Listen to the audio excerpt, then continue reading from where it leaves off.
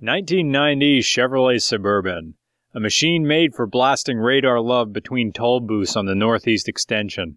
Sex on wheels, sex on wheels. I drink Monster Energy with all my meals. You're not looking at an SUV here. In the late 1980s and early 90s, the Chevrolet Suburban was a truck. What this really is a Silverado long bed that just happens to be enclosed. Look at the back. You see a third brake light? The high-centered third brake light was mandated for cars in 1987. But trucks didn't have to have them until 1994. That was the law in the United States anyway. I don't know what it was in Europe. But speaking of you Europeans, the Suburban is what you think of when you think positive thoughts about American cars. The 8th generation Suburban was produced all the way from 1973 to 1991. Yeah, this is what you think of when you think of an American car. Yeah, you want this. Steel confidence, a commanding chin, liberating height, which distances occupants from global asphalt realities. This Suburban here has a 350 cubic inch V8 which propels this concession stand, making 12.5 miles per gallon. And yes, decimals count. Because this is an embodiment of masculinity where a matter of inches could be the difference between victory and pulling up your pants and leaving the Howard Johnsons in shame. There's room for 8 people here, and you could conceive, deliver, and raise a family in the back of this truck and entertain them on Saturday nights with water park hallucinations compelled by the fumes. The front seats are a foot apart like slow dancing middle school couples. And here we have the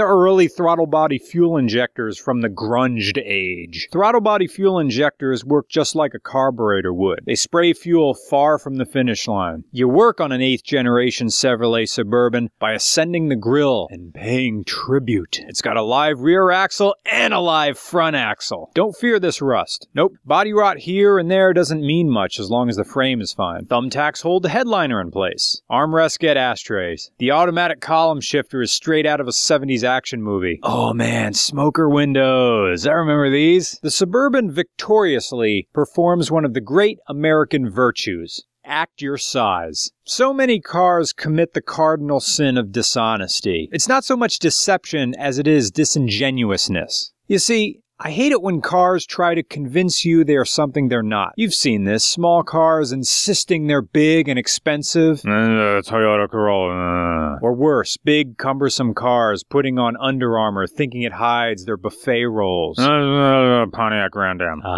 But this Suburban? No way. 3 rows of truth. Well, the grille doesn't jut enough? Brush guards. The Connex container body isn't nautical enough? Marker lights. Those handles help you in to a red velour interior. A Suburban only needs 6 selling points. I'm big. I drive over stuff. Weather doesn't stop me. I look like murder. I sound like Lobo. And I smoke like Oswald's rifle. When we were finished filming this Suburban, I borrowed it. I used it to drive up to St. Mary's of the Blessed Hearts Bible Camp and Smiling Hugs Daycare Center. Out of the back hatch, I threw a potato sack, the contents of which were crying. Through my Millard Fillmore mask, I yelled, "You passed the test like all the rest!" while the internals of a meatball sub rolled down the front of my white V-neck t-shirt.